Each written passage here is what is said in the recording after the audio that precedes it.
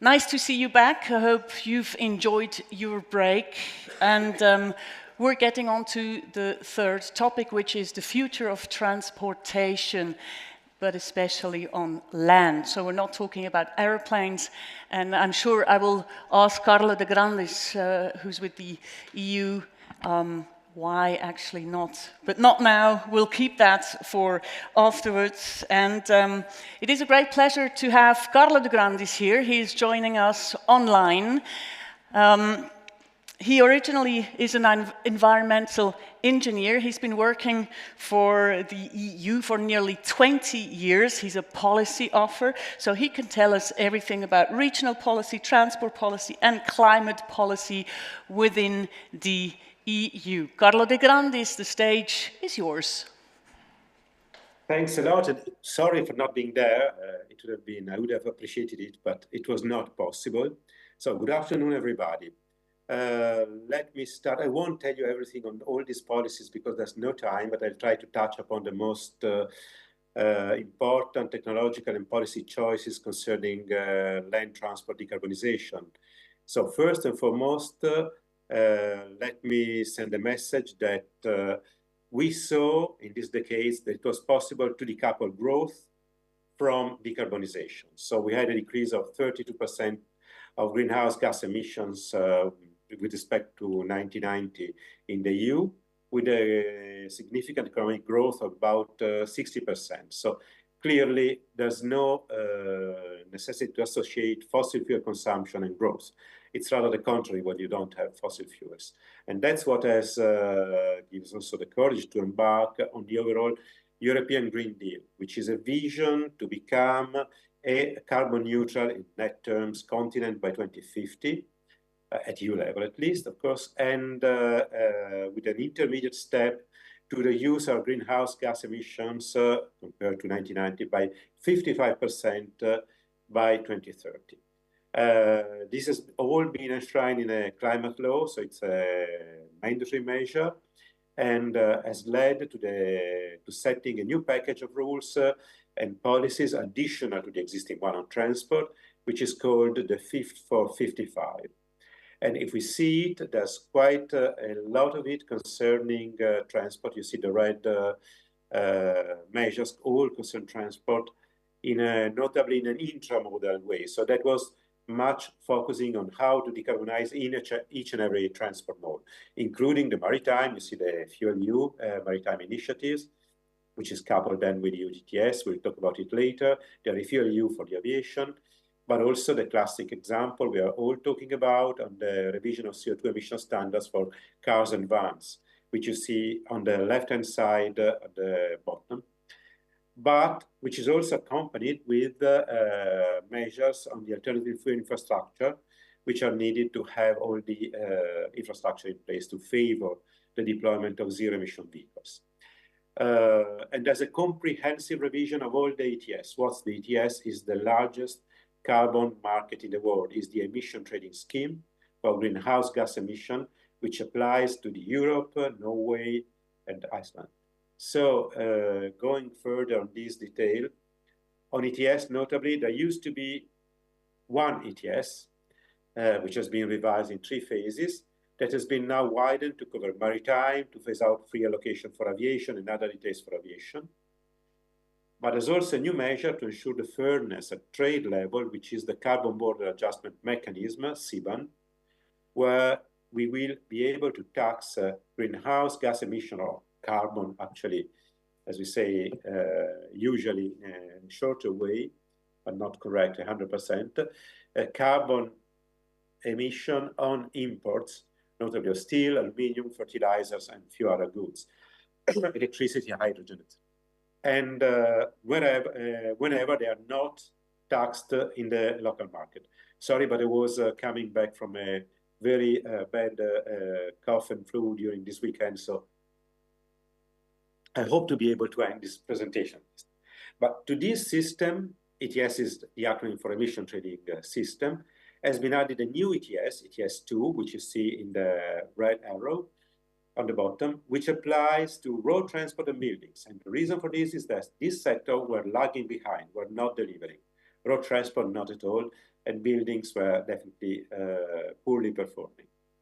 But of course, this will have some positive investment that will deliver, but also some transitional costs, notably potentially for the most vulnerable users. So some families or micro enterprises which might be affected, but what is defined energy poverty and transport poverty. And for this, a new climate social fund has been added with 87 billions from 2026 to 2032 to tackle energy and transport poverty and to support them in the transition. So the idea is for these to support investment to alleviate this, poverty, to move to more sustainable transport and more sustainable transport and energy patterns. The milestone of this, which has been much disputed also today, is the CO2 emission standards for light-duty vehicles, or for cars and vans, which foresees by 2035 a phase-out from the market, meaning for new vehicles, of conventional internal combustion engine cars and vans in the Union. It's a gradual pathway, which is mostly also an industrial transformation. So it's something that till 2030, there are no novelties. The curve of phasing out, which was already defined till 2029, is stepped up in ambition from 2030 and then reaches 100% at 2035, 100% CO2 emission reductions. And the option is to focus on zero emission vehicles at tailpipe level, because this allows to phase in the most efficient technologies. And it's also a clear pathway for the investment of the industry, which the industry is pretty much looking for certainties. And these vehicles are also zero pollution vehicles, so they address also another element which is affecting negatively several areas of Europe. But they're also, if we look at electric vehicles, between 3 and even 5 times more efficient than internal combustion engine vehicles, from tank to wheel, of course. But that allows us to reduce dramatically the intake of energy we need in transport, because the overall majority of energy which is used in transport is for light-duty vehicles. So it plays an important role in curbing the overall energy demand. And also to use more the energy, which is the energy source, which is the easiest to decarbonize, which is power. We expect also zero-emission light-duty vehicles to reach cost parity with internal combustion engine in the last projection by Bloomberg between 2025 and 2027, according to the sort of vehicle and technology used in the battery in the case of electric vehicles, so to the class of vehicles. A new measure which has joined after the Fit for 55 the following year has been the revision of the emissions in terms of CO2 emission standards, also for heavy-duty vehicles, which are the commonly known truck, coaches, and buses, with an objective, with a target of reducing by 2040 by 90% the CO2 emission, the CO2 equivalent emissions of these vehicles. And with a fast track for city buses, where we have mature solutions for zero-emission buses already available at market level. As I was saying, a very important piece of legislation is also the alternative fuel infrastructure regulation, because it foresees a certain amount, not only a continuity along TEN-T, but a certain amount of recharging points, recharging powers according to the fleet, to the development of the fleet.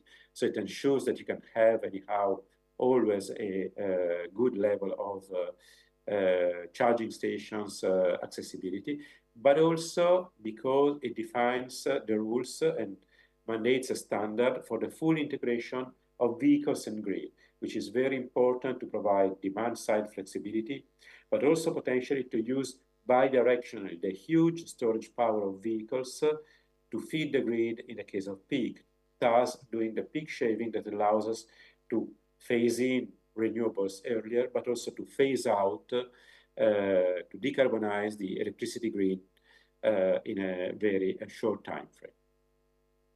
That was all much concentrated into each transport board, and notably on the road transport, but we don't forget we have other policies on the overall transport policy which look at intermodal decarbonization, so to favor the most efficiency and low energy transport modes, rail, but also public transport in cities, no motorized mobility. And we know well that this makes sense because it's very nice to recall that we have a dramatic increase in the kilometer we can do on the left-hand side with an electric vehicle compared to an internal combustion engine. But if we go to public transport, we further increase. And if we go for instance, biking, which is the most efficient transport means of transport, then we increase dramatically with the same amount of energy, the range we can perform. Or you can do it on the right-hand side. We can, with the same amount of kilowatt hour, we can do 100 kilometers with just a fraction of kilowatt hour which are needed with the other mode of transport. And last but not least, we have recently launched this week and it will last week and it will go on this week, a portal for involvement of citizens in defining new ideas and proposing also legislation concerning energy efficiency, which is important throughout transport modes and beyond transport. So please find herein do scan the QR code and take part to it in order to provide your contribution. And that's all from my side, but I'm eager to take part of the discussion afterwards, and I give the floor to the other panelists. Thanks. Thank you so much. Thank you so much, Carlo. You're going to stay with us also for the panel. One of the slides, it said new, Refuel EU Aviation Initiative. Could you explain to the audience why the aviation has been excluded for such a long time? I mean, its impact is massive. Why is it so difficult to say, hey, enough? Well, aviation has been part of the carbon market for a while. And with the new set of rules, we will basically phase out the free allocation. It means that they will start paying each and every tons of CO2 they will emit. CO2, but not only, because we are looking at contrails or condensation trails and other potential emissions from aviation. So they are being phased in. What is Refuel EU is a way of achieving the decarbonization of conventional planes and foresees a steep increase of sustainable aviation fuels, which can be either of biological origin or renewable fuel or non-biological origin, so so-called e-fuels, that will help to increase their share in conventional aviation from 2% by 2025 to over 70% by 2050. Notwithstanding the possibility to have new airplanes using totally new technologies and not depending on fuels. So this is more an industrial plan to include a new blend of fuels into the existing fleet to speed up decarbonization. But the aviation will be fully part on without exclusion from 2025 of the carbon market, and therefore constrained to squeeze their emissions overall. Thank you so much. Ladies and gentlemen, Carlo De Grandis.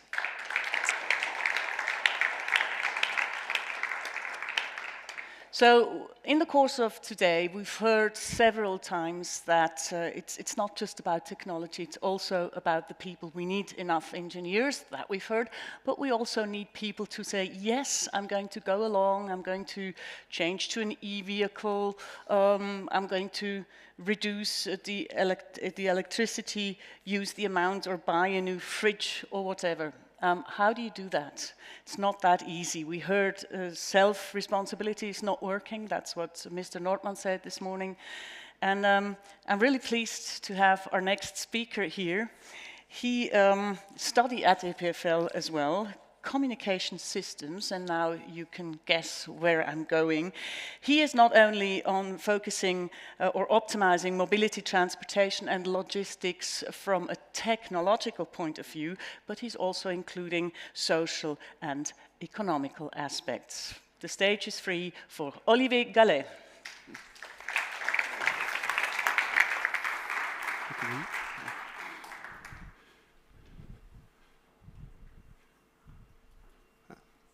Yes. Perfect. Hello, everybody. First of all, thank you for the invitation. That's a pleasure to be here with you today. So I'll give a very short and high-level presentation. Here, the goal is to highlight a few points, a few aspects that I find interesting about mobility, and to raise some questions that we will be able to all discuss together thereafter.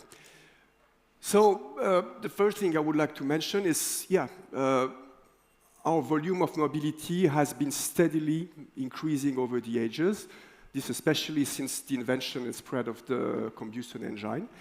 If we take the case of Switzerland, in the last 50 years, the volume of mobility, so person per kilometers that are transported, has more than doubled, right?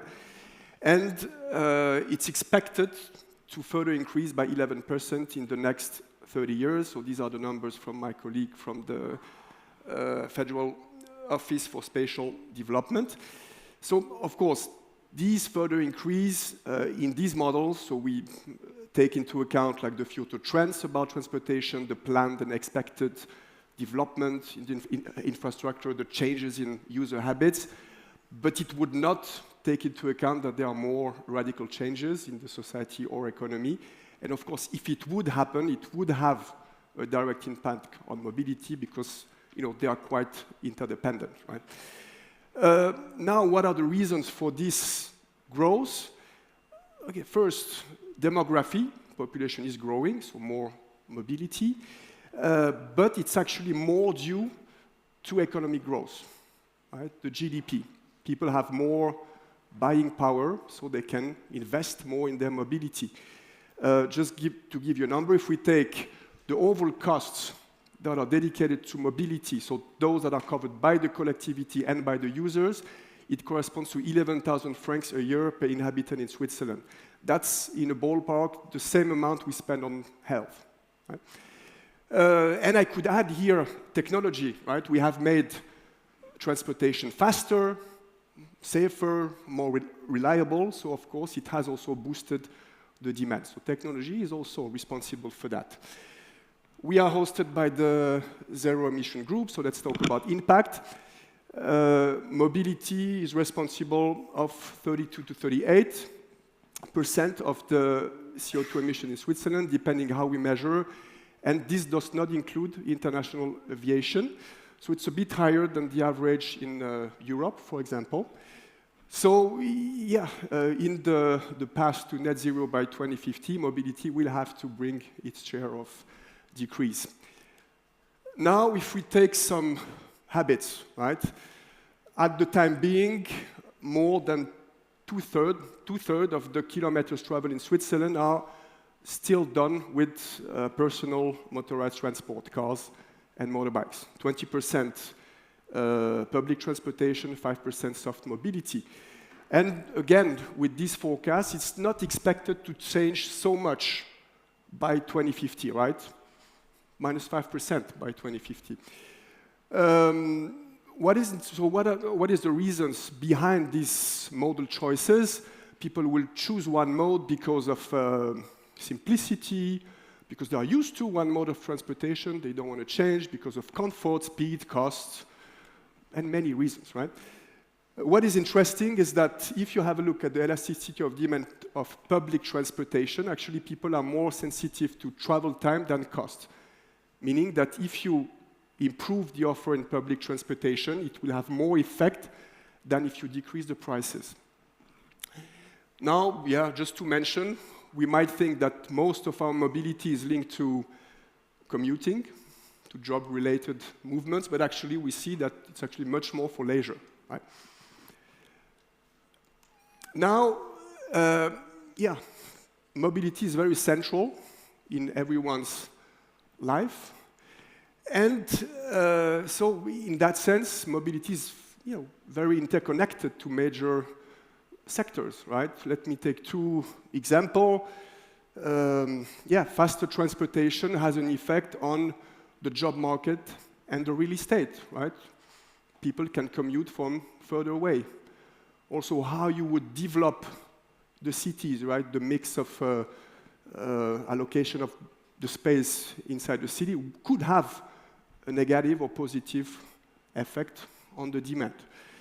And if we focus on these two most important sectors, let's say in this context today, energy, so mobility is using 1/3 of the energy in Switzerland, only 5% of which being electricity at the time being. So it's still a bit more, maybe.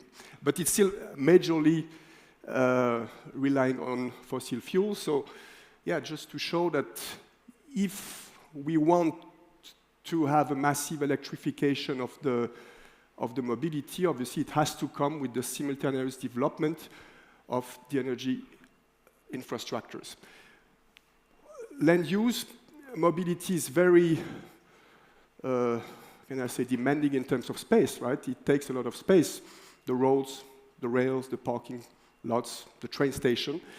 It corresponds to 2.5% of the territory, but it's actually around 1/3 of the built territory, right? So, yeah, the space that we dedicate to buildings, basically, 1/3 is used for our mobility.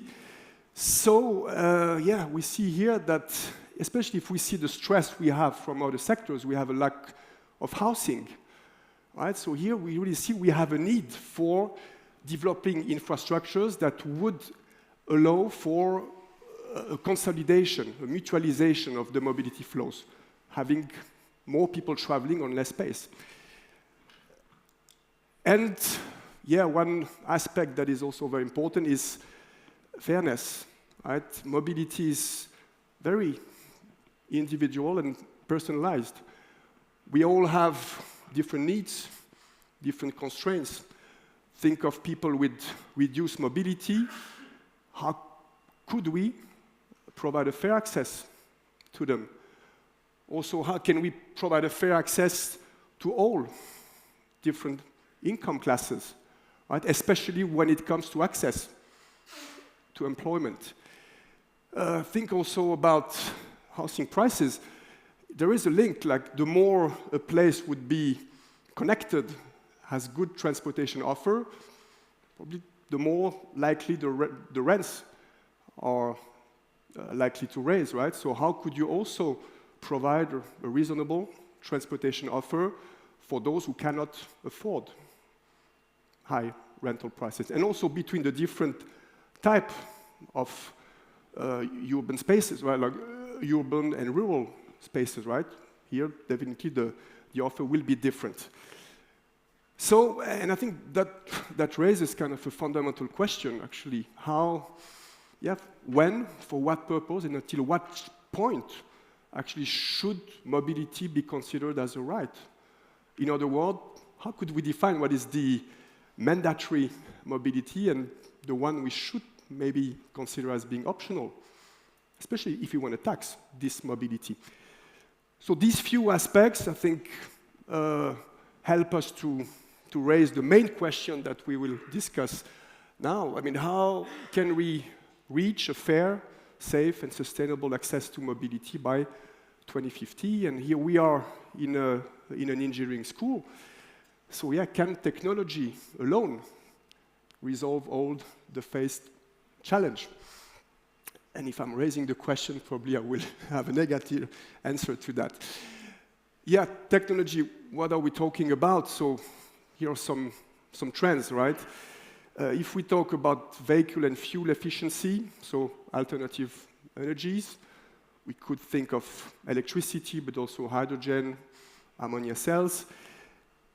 Smart infrastructures, right? Basically how we could collect data, various types of data with sensors that could allow, for example, to do real-time optimization of traffic, that could also help improve the safety of the infrastructure or do predictive maintenance of the infrastructure to reduce the costs. We have digitalization and connectivity, connected vehicles, for example. Here, that would really also allow to, yeah, for example, like vehicle sharing, mobility as a service. How could you put more people and more goods within the same vehicles, right? Optimizing the global efficiency of the system. And we have autonomous vehicles, right? Is it a reality now? No. Will it be a reality at some point? Probably yes. But here again, the question, where autonomous vehicles fit in this vision of having net zero mobility by 2050? How should they be used? And we have new types of vehicles, you know, maglev trains, hyperloop, flying taxis, micromobility also is new types of vehicle. Yeah, how will they fit in all that vision? And I think for technology, yeah, there are some aspects that have to be raised when a new technology is thought about, right? There is this rebound effect, right? If you, yeah, make transportation faster, more comfortable, safer, yeah, we have seen that at the beginning of this talk, right? It might also increase the demand. And I think here the technology should probably shift a bit its objective from, yeah, doing better, faster, to the maximization of efficiency and minimization of the impact without having as a side effect to increase the demand. Also, we have timeline and inertia, right? When you build a new infrastructure, I don't know, a new road, a new train station, like in Lausanne, you know, it can take 5, 10, 15, 20 years, right? And if we are speaking about 2015 to 25 years, actually we realize that, yeah, the upcoming years are of most importance, right, when deciding on what to focus. And I think also the transition has to be thought about, right? Because, yeah, let's say we want to electrify the whole vehicle fleet. What do we do with the old cars, right? Put them in the garbage. I mean, building a new vehicle is a resource-intensive process, right? So it has to be accompanied with circularity principles, you know, promote reusing, recycling to minimize basically this transition from old to new. Yeah, let me finish with this very generic vision about the future of mobility that originates from Germany. You know, the traditional approach to cope with increased transportation demand was to focus solely on the supply side, building new infrastructures, basically. And yeah, probably it has to be accompanied also with some action on the demand side. And you could here avoid, right, play on the demand by avoiding, try to reduce the need for travel, try to shorten the distances. That can be done by, for example, further integrating, let's say, the development of city, land use planning with questions about transportation, how you locate services within the city, maybe you have more online services or things like that. You could also play on the demand by shifting, right? Basically promote modal shift to more environmentally friendly and land use efficient transport modes, cycling, public transportation, optimization of the infrastructures. And then you have the improve side, which basically acts on the supply. That's where technology comes mainly into play. And so basically for those travels that are not shiftable, not avoidable, then here we can basically play on efficiency of the vehicles, fuels, optimize infrastructure, and so on. And I think playing on these three dimensions simultaneously probably will help being successful in reaching the targets for 2050. Voilà, that's all for me. I hope it's a good starting point for the debate, and happy to discuss all of this with you now. Thank you so much, Olivier Gallay, and I'm inviting you to take a seat on the panel already. And anywhere you feel comfortable, perfect. And I'd like to add our further guests. One of them is Luca Castiglioni. He's head mobility research with the Federal Office of Energy. He used to be in academia, amongst other things, a lecturer of physics at the University of Zurich. Today, as I said, he works for the Federal Office of Energy, and there he anticipates the development of traffic and how you could make sure that that traffic gets the energy it needs. I hope I said that correctly. Welcome, Luca Castiglioni. Thank you.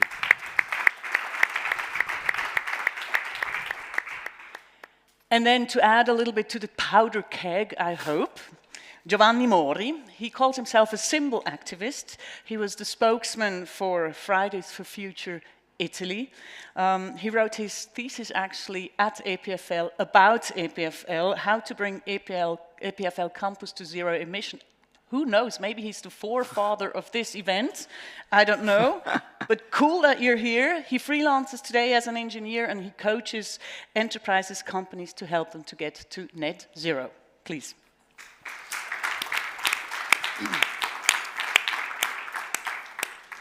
By the way, you were talking about how long it takes, especially in Switzerland, to build something.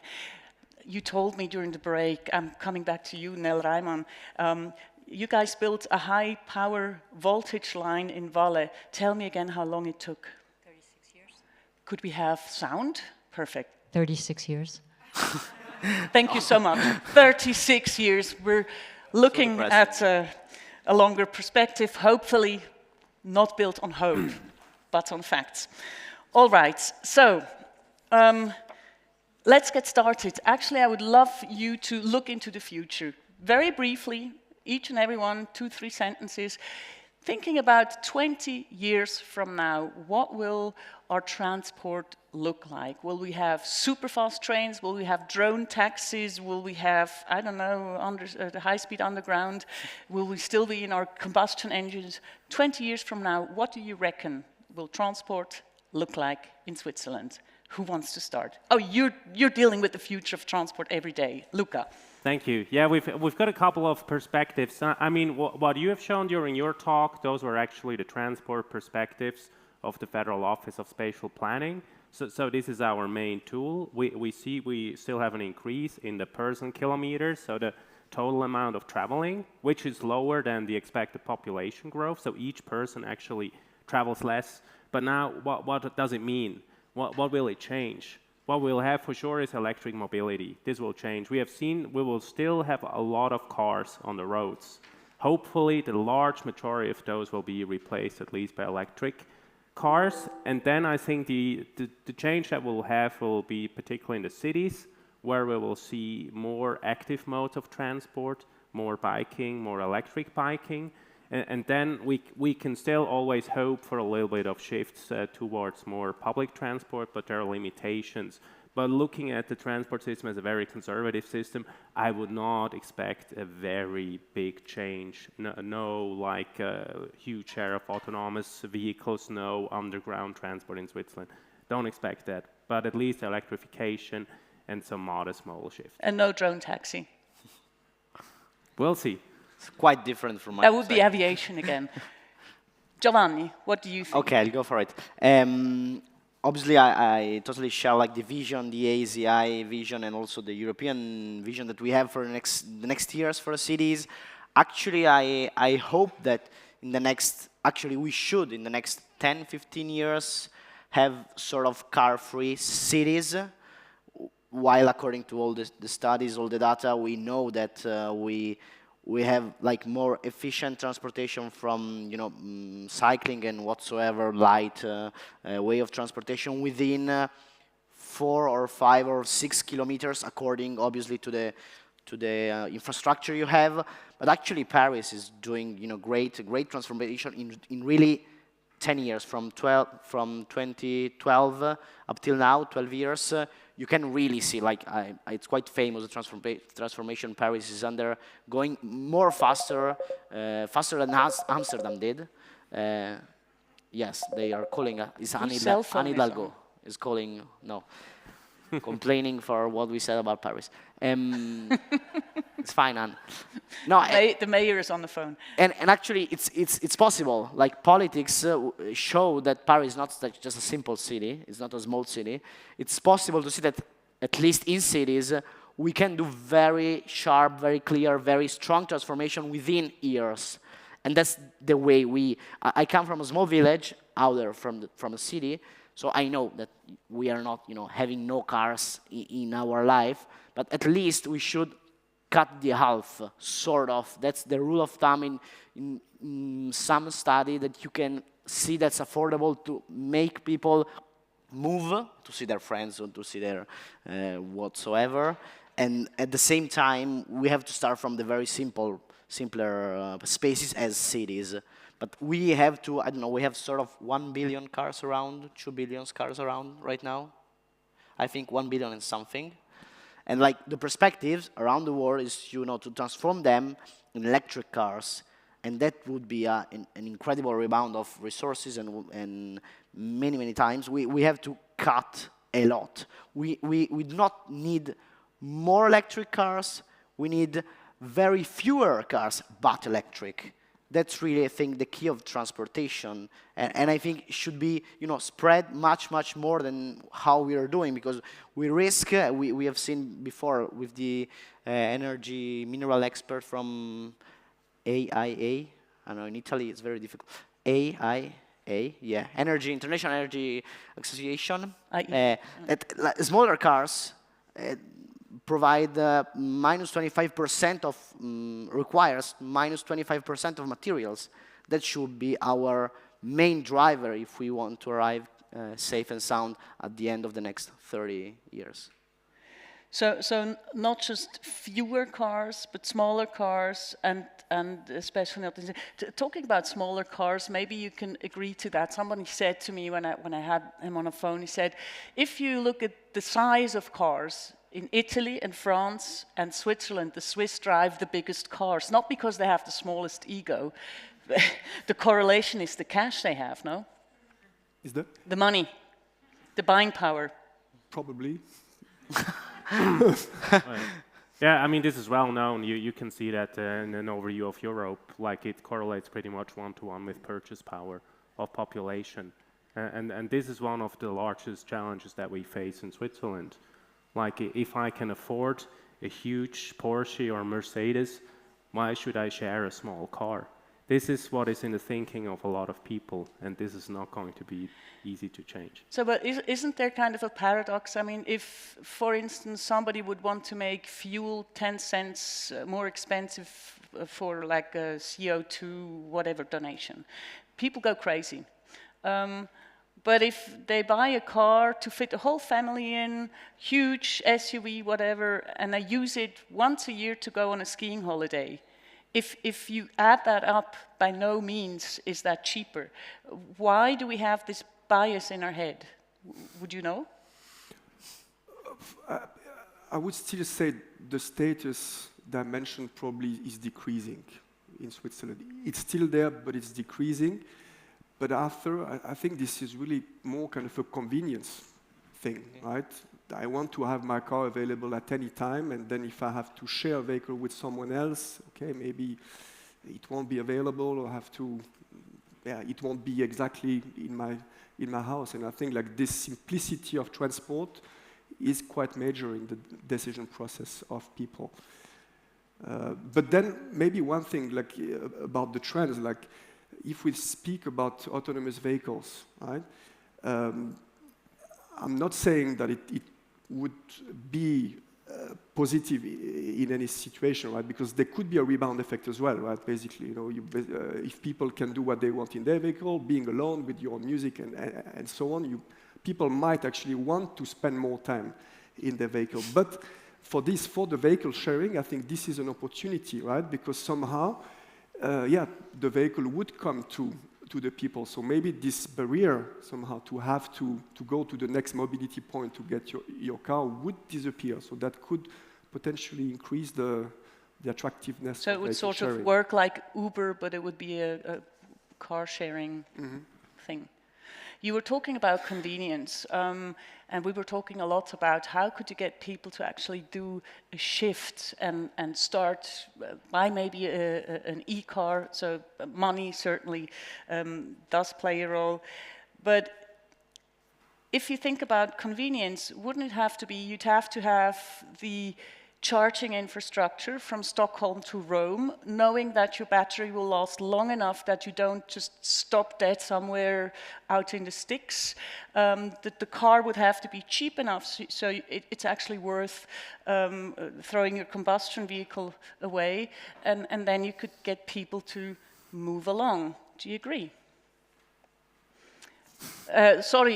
Carlo, please add to the conversation if you feel like it. But I couldn't agree more with the underlying idea of, let's say, overcoming private car ownership, which is the least efficient model, also from an economic point of view, because eventually you pay a fixed cost up front, and then you pay a much lower cost for the use, but that's not how it should be in a good economic model. So the idea is you pay a variable cost, which is significant, and you use it when you actually need it. You were mentioning the case of people doing 1 or 2 commutes per year on long distance by car and keeping a car 98, 99% of the time parked. Clearly, this is not efficient for the family, for the people themselves. It's not efficient in terms of resources either. And everything which is in between, including mobility as a service, transport on demand, and whatever scheme of car sharing, which allows you to have a bit more on a user-centric perspective on the automotive, towards the automotive, is a step forward on resource efficiency, energy efficiency, and reduction of greenhouse gas emission directly from transport. Okay, but you were talking about efficiency. I was talking about convenience. Doesn't, I mean, you're doing the whole battery thing. I left the microphone. Let me get the microphone. You're working on batteries. Cars are a big part of your business as well. Doesn't it mostly need to be convenient so that everyone can plug their car in wherever, be it in a private house or not, which, by the way, also is a problem because you can't force a house owner to you know, come up with the whole system. What would need to be there to make people do the shift? Yeah, I think this is definitely, I think the electric car is done, right? There is enough range, you can fast charge, the battery is living longer than the car itself, so this is all there. But I think that the critical element is really the infrastructure, and that this infrastructure is available to all of us. And then I think it can have even positive aspects, like a vehicle to grid could be an incentive to use the resources also for stabilizing the energy grid on the long term, because we saw there are huge masses of batteries available, and like what Carlo said before, 99% or 96% of the time the vehicle is just it's in the garage. Yes, but there need it's also ein Stehzeug. Yeah, exactly. But there need to be an incentive for the people to actually plug it, because we are super lazy, and to take out the cable and plug it can be quite a challenge. What incentive would you have in mind? The one in the pocket, the cash. So every time I charge my car, I get $1? Yes. Good idea? Well, we'll see. I mean, also related to the previous question, I mean, the answer to a lot of things that we're discussing right now was on your slide, the elasticities. So we saw the elasticity for time and for price. And so we saw that in particular in Switzerland and in rich countries, people are not very sensitive on the price. So it's a lot about time and convenience. And this is why, and this is the offer a private car has. It's the option value.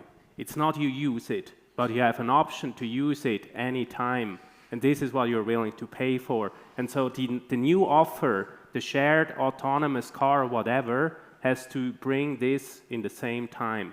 I mean, if I have a shared car available whenever I order it, the right type of car, large family van, small, whatever, then of course it's competitive. But as long as this is very complicated, I have to book it one day ahead, maybe it's not available, then I have to walk there, get it, and so on. It's not convenient. So we'll have to see how this works. And the other important thing is that you mentioned is the vehicle to grid. How is this transformation going to happen? I mean, you have said it, the EU plan, the Switzerland plan is not so different in terms of electrification. In Switzerland, every year 7 million tons of fossil fuels are being burned in ICE engines, and so this has to be replaced 100%. This corresponds to 60 terawatt hours of primary energy, so this has to be supplied by electricity. So we need more renewable power in the system, and then we have the fluctuating renewables, wind and PV, and this is where the car comes into play. because the car is essentially, the electric car is essentially a battery on wheels. Now you have to, as you said, you have to persuade people to use it as a battery, because for the car owners, it's primarily a car, it's a driving vehicle, and it's not necessarily a storage device. And it will be very difficult to incentivize this just by the price, because we have seen people here are not very cost sensitive, so you need good incentives, and it has to be extremely convenient. And what I believe what will be the big change in electric mobility in the next 2 decades is we'll not have to plug it in anymore. It will be inductive. So it will be wireless power transfer. We'll have to see how fast this is going, but this will for sure be a game changer as well. Inductive cars instead of that's something for the engineers. Ladies and gentlemen, yes, I'm handing my cube over to the audience and I'm going to throw it just to see whether you can catch it. Here you go, take it close. Yeah, hello. My name is Frank Reinhardt. I have a question basically to Carlo. He has shown that the EU is looking, I don't know if I didn't understand it, or there's a fund of 87 billion for the transition.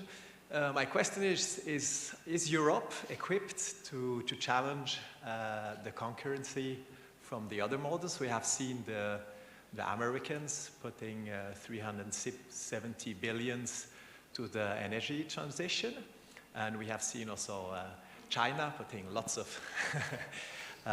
financing massively their industry. And if I put a parenthesis, at the time I was a student, we were looking for solar panels here. We were developing a lot, and China arrived, and I mean, we don't produce any panels anymore in Europe. We were the leaders at the time, but do you think... So the question is the fund strong enough? Is there enough money in it? Is the fund strong enough, or what is the feeling of Carlo for this? And is EU, is the EU capable of challenging the concurrency of the China and the United States? The US. Also, big competitors for the EU, China, the US. Can you master it? Carlo? Yeah, of course, it's never enough, but what we are talking about, this was just a fund to address climate and transport poverty, which is directly available for final users and consumers, so families, micro enterprises. We have other actually mechanisms, incentives, state aid schemes, including the important project of common European interest, very long name to say selected strategic projects along the battery value chain. We have the Innovation Fund to support any new, let's say, project concerning innovation on cell components, cells, battery and battery systems, and other things. So there is a flow of billions going on the industry. There's also the possibility of having a matching aid, which has been used recently by Northvolt to start a project in Germany before starting it in the US. They simply said, okay, I got this from IRA, so I will do it here first because I'm a European, but please give me the same amount of money. And this has also been provided. So there is lots of incentives, but we have to focus on what is actually, let's say, competitive cost, because the risk is having an overflow of money and then not many results. So we are thinking also something like auctions, so providing a certain amount of support for a certain amount of production, which is similar to what the IRA does. But what we need is, in this sector, lots of innovation and integration. We don't have critical raw materials. Well, we have phosphorus, we have hydrogen, we actually do have lithium as well, but we have to restart mining or getting it from brines along the Rhine Valley and other locations, which will require a bit of time. We have a CRM Act to do so, but we need to focus on getting the best together with like-minded countries, Canada, Australia, Chile, on the value chain from the critical raw material to the final product, including recycling and repurposing, of course, of batteries. There are several funds. In terms of project pipeline, it's impressive because we see 130 projects popping up, 33 which are close to maturity or have reached the financial close, have started production, in some cases are starting producing. So my perception is that we don't lack projects, we don't lack investors, we have lots of billions of foreign direct investment coming from Chinese too, which is a good sign anyhow. So they are building, they're starting building batteries and even cells in Europe, Koreans too, Europeans too, luckily. And we have to keep looking at the positive environment for investment from A to Z, including the assembly of batteries and the production of electric vehicles, because it wouldn't make sense to do batteries in Europe and export them. Of course, many things will depend on more than the cost of labor, on the level of technology developments, and we saw a record development in record high investment in technological developments in the whole automotive taking place in Europe, which was higher than any other region in the world, so we are hopeful. And it will depend on the cost of energy, and this is more critical. That's why we have to see how much we can, through purchasing power agreements, ad hoc investments in cheap renewables, and specific location where you have availability of cheap renewable energy, to trigger all these conditions to foster the development. But what we are seeing now is a very strong uptake in projects concerning gigafactories and battery production, cell and battery production. We need to do a lot to have also the other materials between graphite, silicon to substitute graphite, pure lithium anodes, solid-state batteries to lead on the sector, because it will be lagging behind on innovation. We will never be competitive.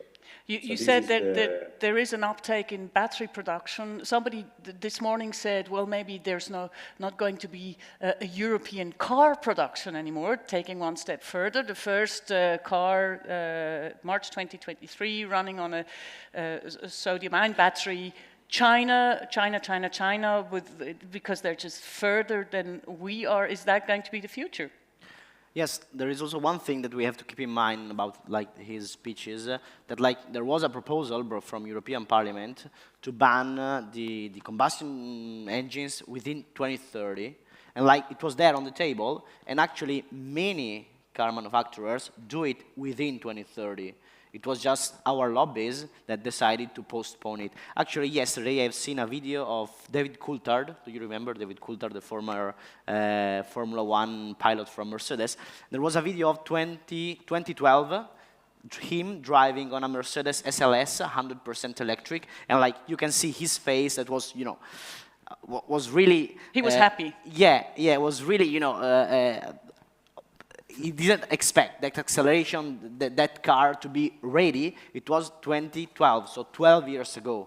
We lost a lot of time, and this revolution we are having is not just a climate or, hugging trees revolution, it's the industrial revolution. And we already lost a lot of time, and Europe is going to disappear from the map if we are not ready, and if we are not accelerating also this revolution. It's also our jobs, and not just our kids, it's also our jobs and our innovation sectors and many stuff.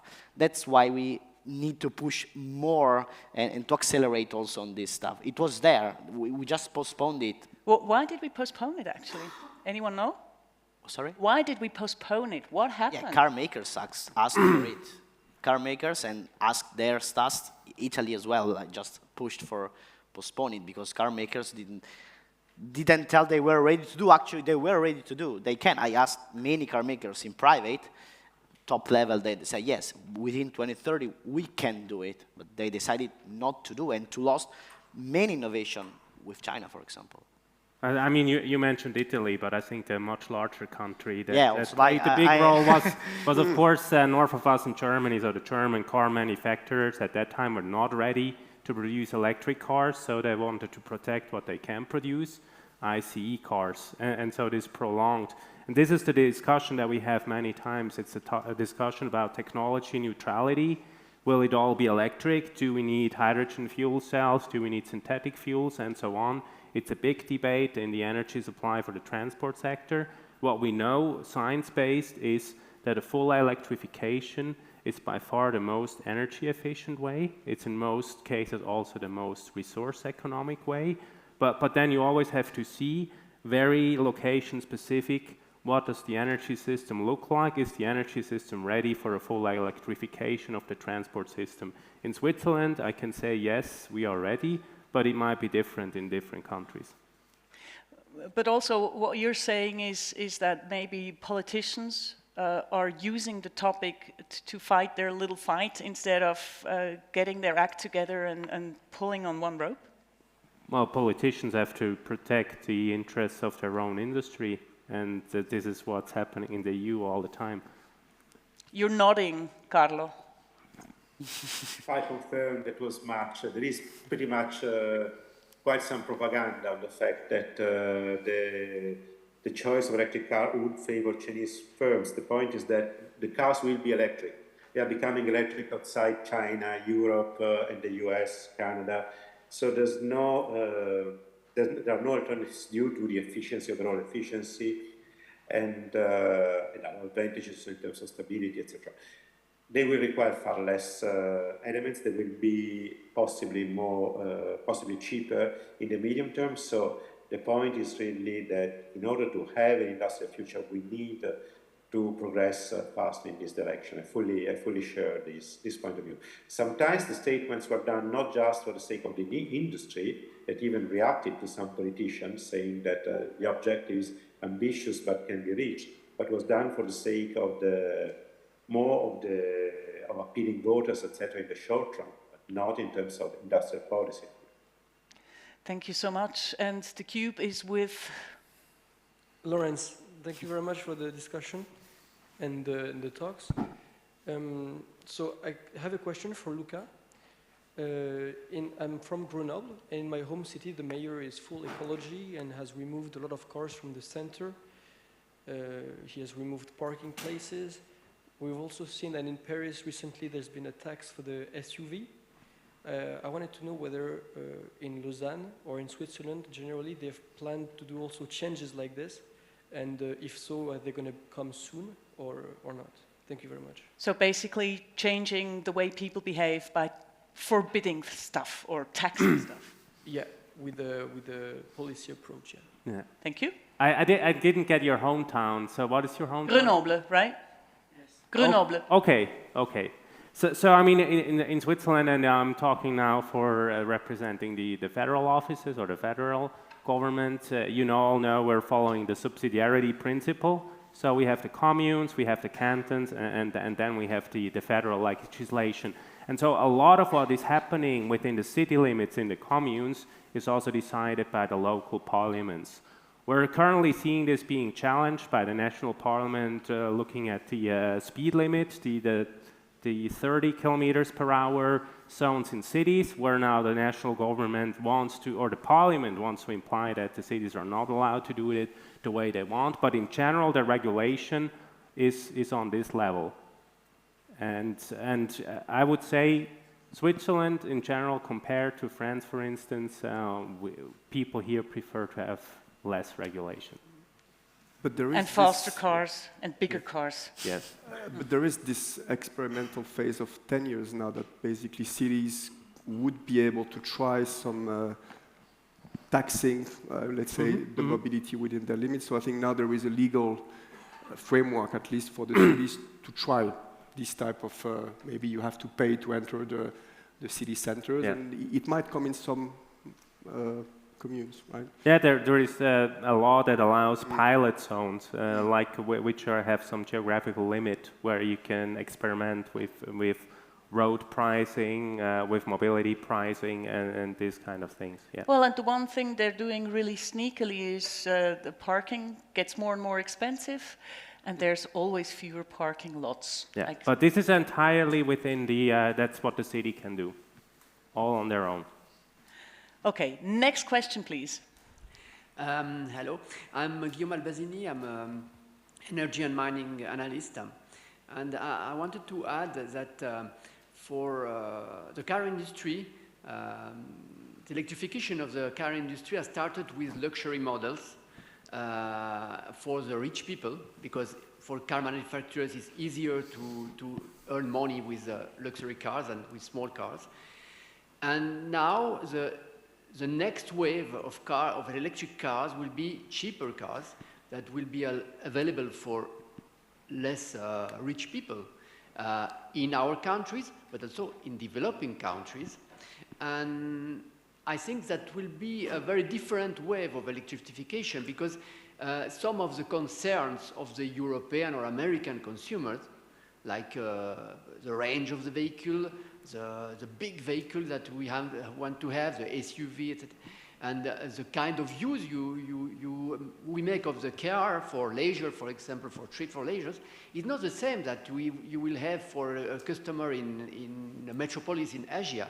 We will use this car, a small car, to go to travel to his work and back home on short distances. And the range will not be such an important thing that is in our markets. So that will allow to larger electrification with small cars, smaller batteries. So basically what you're saying is there's going to be now a lot more small cars, and they will and I think, deploy quicker and faster. We don't have to base our forecast assumptions on what is our vision of the EVs now. But because not everybody has the same mindset. Exactly. Is there a question attached to that, or that was an opinion? Yes. What do you think that this evolution will, how the market of EVs will be transformed by this shift in demand for... So basically not, because not everybody has our mind shift or our mindset of wanting big cars. Once the smaller cars are out, the spread is going to be quick, fast and vast. Because it will probably depend on the, on the landscape. Like, I guess, in urban areas, we might see this shift to smaller vehicles. There may be even not so many vehicles in the centers. Maybe like in rural areas, we might see a bit less this shift. But I think we could see that a bit as, we could include that in the conversation about multimodality, right? Somehow that you basically will split your journey between parts, and maybe you take the train for the longer distance, and then you have kind of an integrated system that will allow you to use always the best transportation mode actually for each part of your journey. And here maybe also this aspect about having a smaller or bigger car might even actually be included in all that discussion about multimodality. Yeah. And you'd have to have a little robot who carries all your ski gear and your baggage from the train to the car that drives up right in front of you. I'm a bit getting away of the convenience aspect that we have mentioned. If I might just very briefly add, I think you're mostly talking now about developing countries, thinking about India, thinking about Mexico, thinking about China, where actually one of the largest problems in the big cities there is also air pollution. So they really have a strong incentive to electrify traffic. And then, of course, there everything is very cost sensitive. So you will have to produce a very cheap economic car, and this is most likely and hopefully going to be an efficient, lightweight vehicle. And I think this is a development that is, for instance, in the Indian car industry that we don't hear a lot about it in Europe, because they're also targeting, obviously, a different audience. This is what is already happening there. Okay, so there I see. And hoping they are not entering in our same car dependence as we entered, because like we reshaped all our cities and infrastructure in the last 100 centuries. So like hoping they're not committing our same errors. It's actually a question I'd love to get back to spatial planning, but Ginevra still has a question, and I saw, right, 3 hands raising, please. Hello, my name is Ginevra.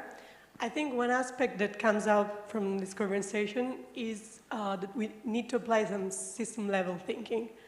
The actual need of people is to travel, not to travel by car, nor the main driver is price.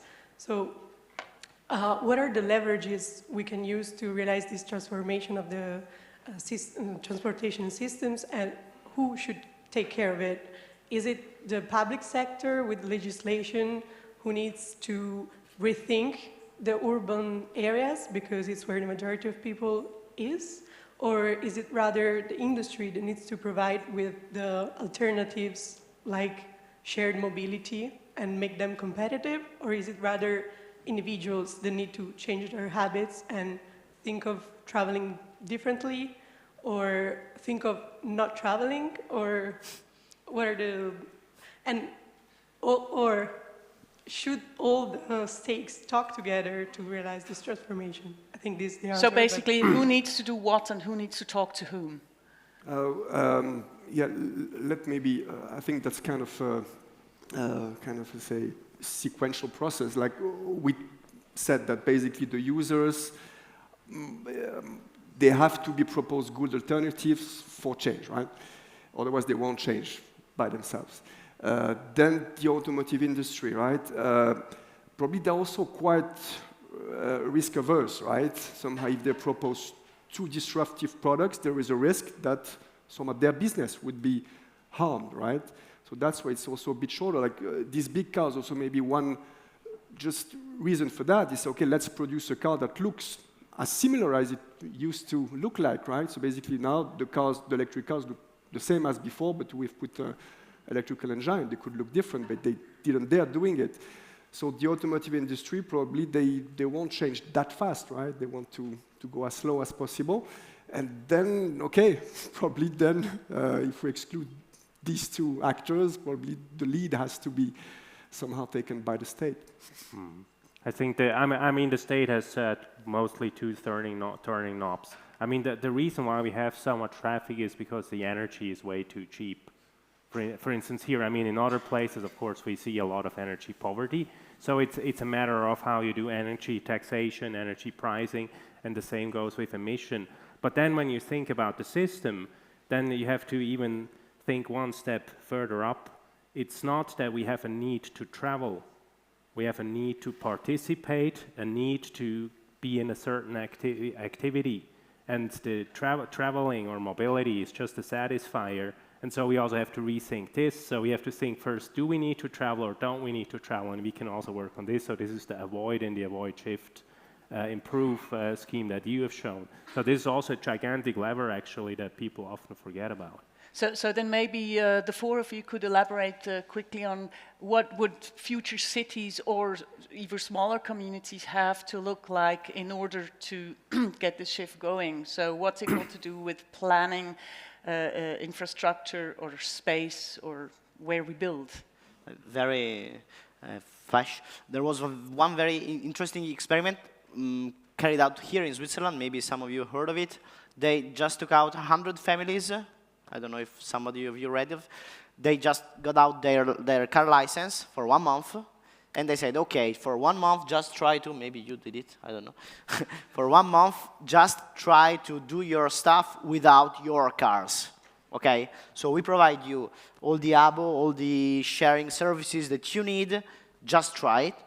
After 1 month of experiment, they sold, a lot of families decided to sell their cars. And what they is sold a lot? 28 cars at the end of 1 month of experiment. It means that we have, you know, many problems. For sure, not all the people are already now ready to do that changes, but many people should be already be obliged to, or they already can do it, because they decided to sell their cars after the experiment, because they realized they can live also without the car. So we have some psychological bias, and like, oh my God, it is impossible. I cannot live without my cars. And obviously, it's quite natural. We had a car dependency for 100 years, but at the same time, you had to be both bottom up. And obviously, you need to provide an affordable and real alternatives to car.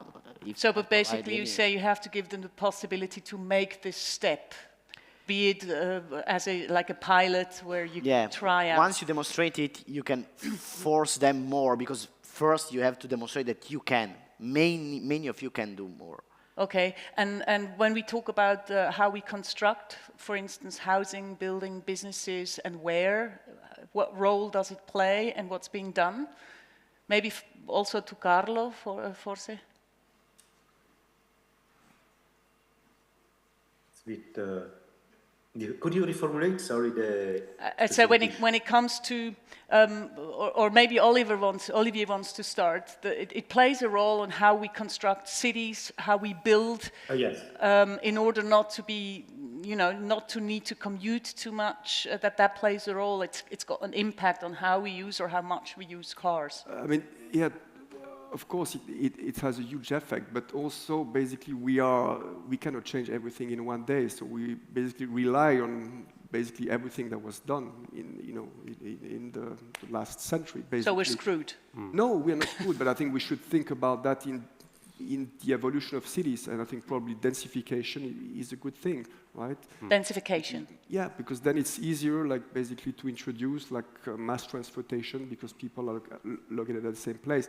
If you have like the density that is a bit less high in some places, then probably we have to rely on demand transportation, right? It's something we haven't talked about yet, but yeah. But still, if I may. Apart from the structural changes, we know the American model, which is totally unsustainable and car-based. But in the European town, you have always, or cities, or metropolitan cities, you always have the opportunity to try to make some basic services available at local level. So the 15-minute city, which they have been experiencing in London, Paris, and other metropolitan cities, also in Brussels recently, is based and with much success also in other smaller towns in Belgium like Leuven or Ghent, is based on the fact that you keep unconstrained, let's say, no-motorized mobility, and you try to limit the motorized mobility, cars passing from one quarter to another, crossing all the town, etc. But you try to make for everybody accessible between 10 minutes walk, all the basic services in terms of shopping, in terms of schooling, in terms of minimum basic healthcare provisions, pharmacies, etc., social services, in order to really curb the need for mobility. This is much to do on the provision of services level that is not the urban planning, that is much a longer-term vision. Thank you so much, Carlo. And yes, the Cube has been sitting for a while. Jonathan Green from the Geneva Energy Forum. Two questions or comments. One, you were debating earlier about how to make shared transport cars more attractive, so that one car probably could serve six or seven households. With making access to a car more simpler and more attractive, don't you think then that would detract from using public services like buses and trains? It takes me 25 minutes by bus to get from my house to the Nyon railway station. Directly by car, it's about 7 minutes. So for me, if there's a car that's going to pull up in front of my house, I'll take the car.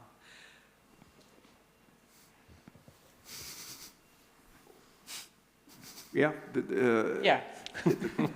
There will be this rebound effect. I think to me the main problem of that will be basically the space it requires in terms of land use, right? I mean, if you think about the throughput, like one lane of road, basically you can have 2,000 to 3,000 persons an hour. If you have a bus, it's probably 20 times more. A train is 10 times more, right? So at the end, the space will be limited. So if we all rely on individual cars, it will be problematic. I agree. So maybe it's going to cost in the end, and people will keep taking the bus. Next question, please. Yeah, thank you very much, Guillaume Kaiser. So I really appreciated the two presentations and the panel. But I have one topic that really interests me a lot and that has not been talked about, which is basically transportation infrastructure. Because we talked about batteries, about vehicles, about the energy transition that allows basically electrification and so on. But one thing that won't change is that no matter the vehicle you will have to have rails or roads to drive on it, so, and bridges, tunnels, all the infrastructure that goes with it. And my question is basically like, how do we optimize the funding and the research on those topics? Because infrastructure is very expensive, needs to be maintained, it is aging as well, so the maintenance becomes more expensive over time as well. How do we do this in the best possible way? Because there's a lot of cost savings there for sure, in my opinion. Thanks. Just two numbers I have in mind which can be useful to decide what we have to do in the next years. Close to my home, they're building a new infrastructure, a tunnel, a car tunnel, 5 kilometers car tunnel is about 250 million euro. And with that amount of money, 5 kilometers of car tunnel, Milan is going to build 750 kilometers of bike lanes, like structured bike lanes, with the same amount of money. It means that we, from here to forever, we should really, allocate the money where we want to go. If we are still pouring money into car infrastructure, just imagine what we could do if we poured all the money from the very beginning of the last century, from the very beginning, all the money we put in car infrastructure, highways, car which goes everywhere. Maybe we could have a system of trains going not in all streets, but maybe like a very diffuse. Obviously, we have to, to face the reality and to see what we have in mind. But first, it's not to build no more those kind of things that we want to keep using less and less. That's, like no harm, like doctors first. Okay. Well, I think that's a very strong argument, and I think you have to really look at it in a systemic way. And so that the cost of infrastructure is one parameter, right? And then, I mean, if you were in a perfect world, you would optimize. You would look at the cost, you would look at land use, you would look at the mode of transport that are going to use this infrastructure. But the reality truly is that, for instance, one of the infrastructure that we really love, which is the railway, is an extremely expensive one. And even in Switzerland, where we did a lot of efforts on the maintenance, we're looking into huge efforts now, into huge spendings. And for instance, SBB announced that they will actually reduce their timetable, their offer in the next 15 years, because they have to do so much maintenance and it's so expensive. And then when you think what's going to happen in Germany, where they essentially have to shut down a large fraction of their railway system for a decade, more or less, for urgent maintenance, it is a major issue, and we really have to think about it. And it is what my boss likes to say, that he likes to invest into both roads and the railway system. We all know at the end of the day there's not enough money to just invest in both, so decisions have to be made. So you're saying basically it's going to be more roads and definitely not railways? No, I'm not saying that at all. Because the railways are so expensive. But the roads are also very expensive. I mean, on an international context, this is one thing why actually, and we're not talking about this now, is why aviation will remain very, very important. Because in terms of infrastructure, it's a very cheap mode of transportation. You only need airports and nothing in between.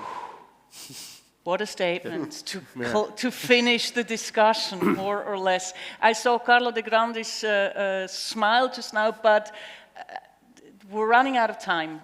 We do have one more question over here, actually two more questions, and then we'll need to wrap it up. But there's going to be more, there's going to be another break, there's going to be workshops, and there's going to be another debate at 6. So I hope we still got you with us, and I hand the cube to you.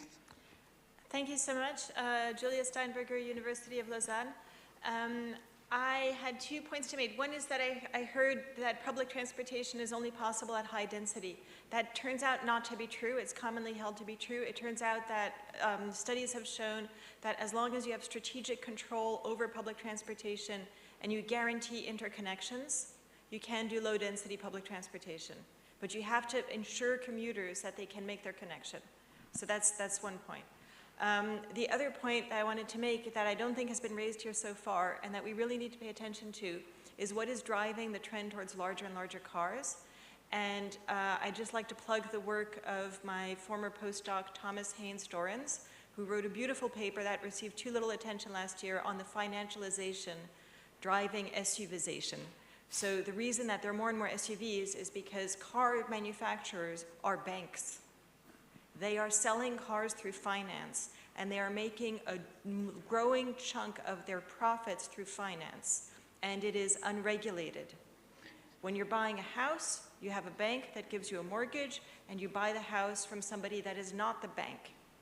And there is a check and balance there that helps you. So basically what you're saying is you need to look at the way how those big cars Yes. are being financed. It's not that everybody has 100,000 on a bank account. Nope. It's leasing, it's all those things. Yes, and the greatest innovation in the car industry is in the financial products that they're using to trap people into financial traps. Because right now, there is no way that people will ever buy back their car. That is financially stupid. So you're trapping people into a debt spiral where they keep on buying more and heavier cars. And this is an unregulated sector. It is probably one of the next bubbles that we have to worry about. Because basically, there's nobody regulating this. When you buy a car and you get the finance, the bank and the car manufacturer are the same actor. And they're making roughly 30% or more of their profits from finance right now. So it's something that we should worry about a lot more. But let me ask, is the Federal Office of Energy, are you aware of that stuff? Well, I mean, it's not entirely new that the car financing is a big aspect, but it's not on ours to regulate this. I mean, this is Who should? Who would? Well, it's a difficult subject, but I mean, if it's really about financing, then of course we have other offices that are responsible for that. Okay, go have coffee with. I mean, we have a law about. I mean, it's about credits and who is eligible to get a credit and what are the conditions. And because there are no conditions, is exactly what you say. A lot of people who could not actually afford such a huge car, they're somehow they cannot afford it, but they're lured into the deal, and then they will have to pay a lot for the next 5 or 10 years because they're in such a contract. And this is, of course, a problem, yes? Thank you so much. Last question. Hi, has to be an important final question. Okay. Existential. So, Substantial. Stewart, civil engineering masters, specialized in transportation. So I actually had a comment about the last point. My car is older than me currently, and this is a trend that we're seeing in France, the aging of the automobile park. So that's just a comment I wanted to mention because of the price of the automobiles today. But I had another topic that wasn't mentioned today for Carlo. So relating to the EU Commission directive to deploy 60-ton trucks on EU roads, voted last week by the EU Parliament. Those former trucks have been banned in France for decades, but are legal in Spain and Germany. So how is this incentive to massively deploy mega trucks, which is ironically supposed to reduce transportation emissions, actually going to reduce the environmental impacts of trucking? Indeed, by all logic, this decision will have a huge effect in the opposite direction. While this decision would allow the introduction of heavier battery-powered electric trucks, which have a debatable impact themselves, this would allow diesel semi-trucks to run, increasing the transport volume and flux, road transport. Just as with the size of cars, increasing with efficiency or road infrastructure construction, induced demand, etc., this will increase the amount of truck trips by 10.5 million kilometers for 6.6 million tons of carbon dioxide per year. This was studied by the German engineering firm, and would reduce rail freight transportation by 21% in Europe. Further, battery electric trucks with higher axle load would significantly increase infrastructure I'm super costs. overwhelmed. Could you just make it a simple question? Well, well, basically, it's just demonstrating the hypocrisy of the EU Commission, and that's a trend that we've seen. For I just have, PSA Renault had a car project for 2 liters for 100 kilometers that was shut down by the 2035 ban of ICE cars. And this is just this trend that we're seeing, the lobbying for road transportation. The Eastern European countries that are lobbying for this. This was actually promoted by Eastern European countries. And so instead, and trucking industry, which is going to do social dumping with foreign workers, which are going to take European jobs, instead of investing in rail highways like Bétambourg, Perpignan, Rhine-Rhône, etc. So we're seeing like a huge shift in the opposite direction. The shift in the opposite. So you say that the EU Commission is hypocrite by.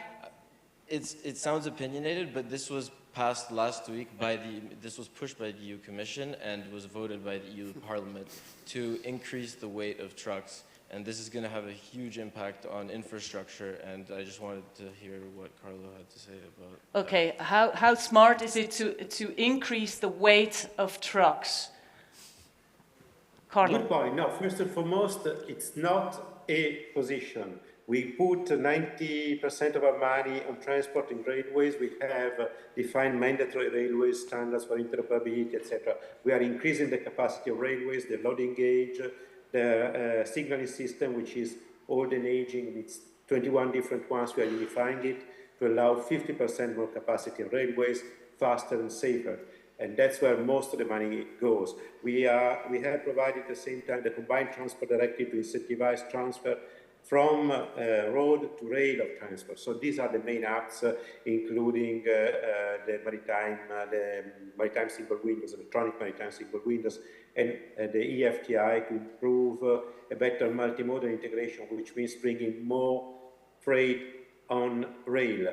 The problem of this debatable issue, weight and measures directive, because I think this is what you're referring to, is that there are specific cases of some member states, notably on the Scandinavian countries in Baltic Gulf and surrounding areas, which have, notably in the north, not many railways, did not reach several areas. Anyway, they do heavy transport by truck, or the fact that the current trucks are used in a relatively inefficient way in terms of load factor, meaning that they use the full load of trucks, but since the trucks are relatively small in an area which is unconstrained in terms of bridges and tunnels, they could actually do much more transport with one truck.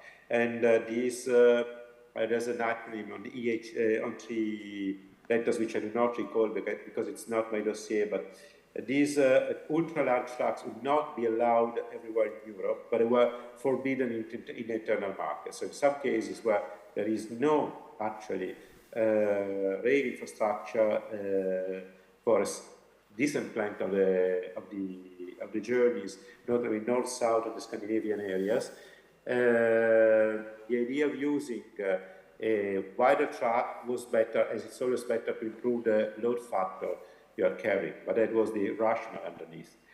It was anyhow disputed by some of the combined transport operators lobbies, saying that all in all it could lead to a transfer of, to counter the modal transfer from road to rail, which is one of the key underlying policies of the Commission also under TEN-T. So there might be some unintended marginal effect, but as long as this is limited to these countries which have made the request, I don't think it will overcome the net reduction of number of trucks and of related emissions, because you have an efficiency gain on increasing the size.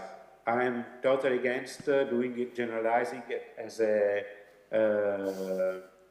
general application of the increase of the road transport vehicles for goods. But that should not be the case as far as understood. Thank you so much, Carlo De Grandis. And I see or I sense that's a topic. It's such a pity you're not here. You guys could have a glass of wine together and keep on chatting. Next time you're going to join us. Ladies and gentlemen, I'm so sorry, but we have to finish up. We've been discussing for almost an hour. Thank you so much to the panelists. Thank you, thank you, thank you. Great round of applause.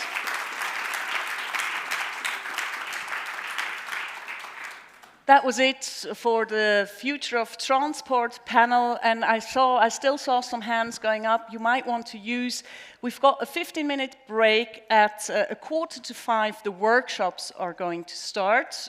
If you're participating in the workshops, workshop number 1 is out the door, in the other side, and then 2 times to the right, I was told. It's the Hodler Open Space. And the other workshop is going to happen right here, actually. So that's going to be in not quite 15 minutes. Enjoy your short break. The entire forum is not finished yet. It's going to end with a final debate at 6 o'clock here. Don't miss it. I'm saying goodbye. That's been it for me. 3 panels. Thank you so much. Thank you. Thank you very much, Karin. I think you summed up the day quite well. It was really amazing so far. We had exciting discussions, interesting speeches. Thank you very much to the speakers. And as you said, the day is not finished yet, so there will be 2 more workshops. But first of all, we want to thank you again for taking the time today to moderate the workshops, the panels, and for asking questions, for being critical, for engaging with the speakers, engaging with the audience. For not killing anyone with the cube. Not killing anyone, exactly. And we really hope to see you again next year, and thank you very much, and this applause is again for you. Thank you. Thank you so much. Well, nothing without you, or the Zero Emission Group. Thank you so much. Well done. And for the workshops, so Karin already said it, there will be 1 workshop here. We'll talk about innovations for the energy transition. We'll have 4 speakers. We'll have Julia Borri, Head of Innovation at E4S. We'll have Laurent Coulot, founder at Insolite. Tanja Markotic, VC Manager at Romond Energy. And Yannick Heinrich, Expert for Sustainable Finance at BASE. This workshop will be held here. For the other workshop, you have to go out, go back into the Rolex again, turn right, and you'll find the workshop for design for sustainability with Johanna Rieckhoff, and you'll do hands-on tasks for the design for the environment. Enjoy. Yo.